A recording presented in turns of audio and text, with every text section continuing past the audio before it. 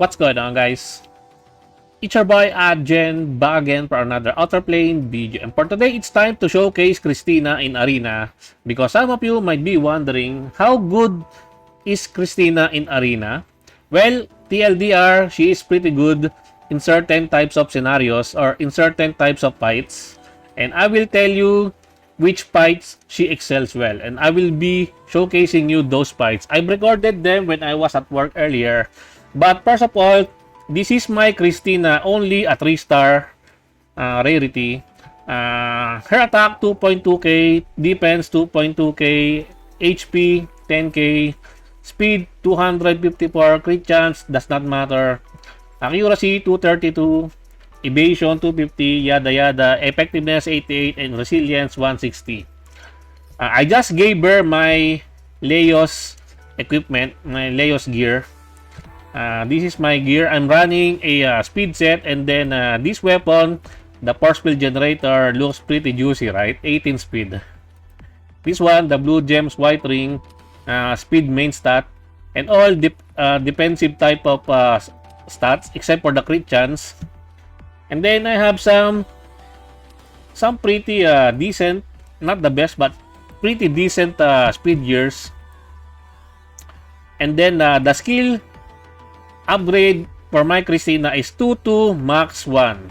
So I maxed the perforator, this one, because this one gives you 100% chance to inflict unbuffable on all targets if you have the chance to use this one. Skill 2 does not really matter for level up because you only need this one. The first one increases effect duration by 1 turn. Why this one? Because you want to increase your buff, attack and defense buff by 1 more turn, so that you will benefit the most from this one. And the buff is really good. Increase attack by 30% and then increases defense by 50%. The other upgrades are less priority in my opinion, especially if you want to save your skill books, because these are just reducing the skill cooldown. But in Arena, I don't think fights last that long, so you don't need to upgrade this one. And then the skill 1, this one, I just upgrade the first one for PvE purposes because this one has the reduced weakness gauge +1. And I'm equipping her with what do you call this, the special gear. I have her special equipment. This one reduces the enemy team's buff duration by 1 when bursting patriotism activates. This one is best used against Leo teams, but I have not fought a Leo as of now, so I have not tested this one out, but I believe she is really good against those type of team composition. I will gonna be trying to hunt a lot of Leo teams just to test it out. But this one I'm using Vanguard's charm because right now there are a lot of cleavers in Arena, so this one will give me more AP points so that I will be able to use my burst skill right from the get-go. I have some footage here of my showcase with Christina earlier. So let us go ahead and watch this one. This is the team that I use. I have here Christina, Stella, Valentine, and Aste against a team with Valentine because Christina S2 works pretty well against characters that uses skills that does not attack. Usually the openers, the main buffers like Cindy or Valentine, and this time Valentine is pretty much everywhere in Arena, so this one is a really good fight to showcase Christina. Even though the combat power of my enemy is a bit lower, it does not matter because combat power does not really matter in this game. It's all about the gears and also the character team composition. So what will I be doing here? I will be trying to push my DPS.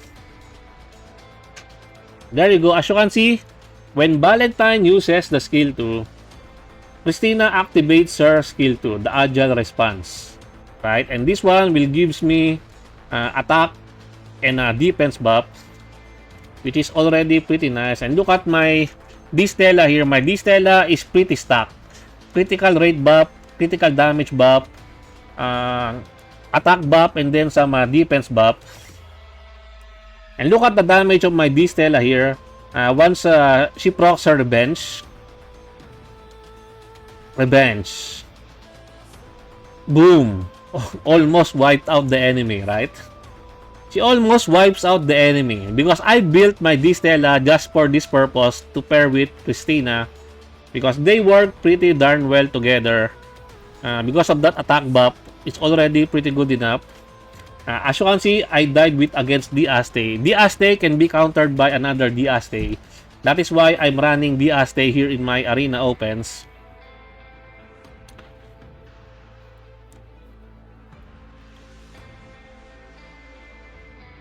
I don't think it's really necessary, but look at the animation of her S3. It's really darn gorgeous. The animation for her S3 is really nice.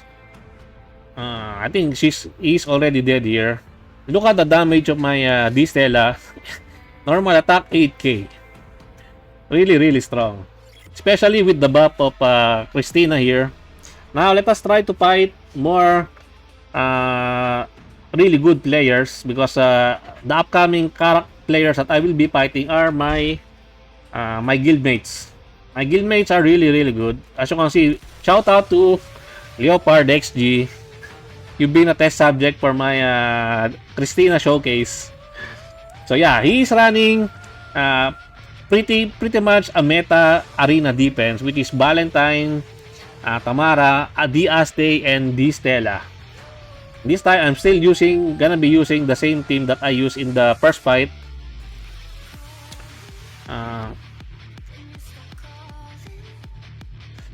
So I outsped him with my Valentine. So buff and then push. Okay. There you go. As you can see, agile response again. Attack buff and defense buff.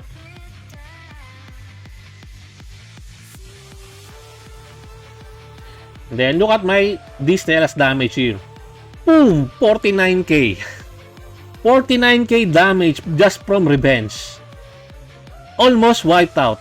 Almost wiped out. Look at that. Look at that damage of D-Stella. You might be wondering what is my build for my D-Stella, right?